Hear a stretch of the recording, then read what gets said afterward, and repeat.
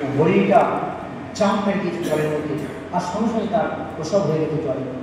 সেই বাচ্চাটা, সদ্যজাত শিশুটা, হরিণীটা, সেই হুডু হুডু করছে জলের মধ্যে, হাউডু হাউডু খাচ্ছে।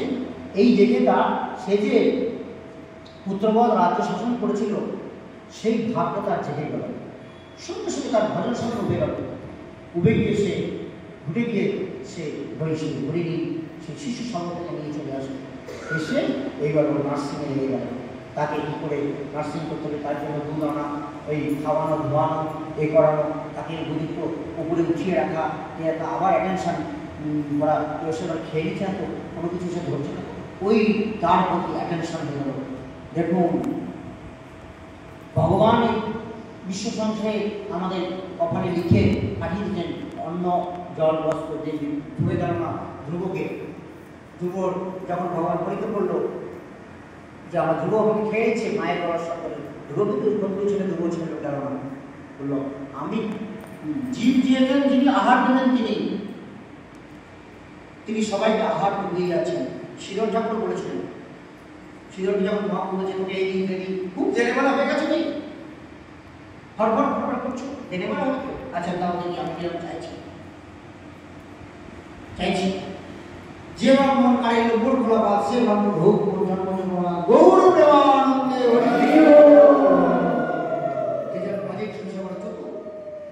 তুমি যদি দিয়ে বের আমাকে এগিয়ে দাও, আমি তোমার জন্মে জন্মে যোগান দেব, তুমি আমার নিত্য প্রভু, আমি তোমার নিত্য সেবা। এটা যদি দিতে পারো দাও, অন্য সময় তুমি এটা দেওয়ার দরকার নেই। তিনি ওর প্রতি অ্যাটেনশন হয়ে তিনি ভজন, তার ওই ধ্যানে তিনি রত হয়ে গেলেন। ওর ভজন সংসদ হয়ে গেল। গীতাতে বলে দিয়েছেন জন জন বাপি স্মরণ ভাগম তদন্তী পরমরম তম তম বন্ধু সন্তত ভাব ভাবিত। এই জন্য তুমি খুব দামি কথা বলছেন, যে সারা জীবন হরি হরি হরি করছেন, অঙ্কে নানান স্মৃতি আসতে হবে বাবা। সারা জীবন হরি হরি করতে করতে শরীর ব্যাধি মন্দির তো শেষ যখন ব্যাধি সে ধরবে না, তখন হরি হরি করবে না, উয়া উয়া থাকবে, উয়া উয়াতে উয়া উয়া হয়ে যাবে। দেখলাম তাই আমাদের দুদিনের বড়দের পূজারি দুপুর পর্যন্ত করেছে, বিকেলবেলা ট্রেনিং হয়েছে যে স্নান করে গেছে আসবে মন্দিরে, এমন ব্লিডিং হচ্ছে, আমার থাকতে হসপিটালে গেছে, সেই শেষ। আমার ঘরের পাশে থাকতে ওই ঠিক ঘটনা যত কিন্তু কাছে করছে, শুনে আছে শরীরটা পাচ্ছে না, ওটা কিন্তু শুনছি শরীরটা তো অসুস্থ হয়েছে, মনটা অসুস্থ, শরীরের ব্যথা বেদনা উয়া করছে না, জয় গৌতম বিহারী, জয় গৌতম বিহারী। এগুলো একটা বিরাট শিক্ষা আমাদের। বলে না কিছু হয়নি, এখন গৌতম বিহারী আমাকে হচ্ছে ওই গৌতম বিহারী স্মরণ করছে। ঠিক ওই করতে করতে দুপুরবেলা বিনোদনের আনন্দ সেবকটা গেছে আনতে ছাড়ে কত গাড়ি গাড়ি দুটো মানুষ বলেছে, কিন্তু ছাড়ে করবেই তো।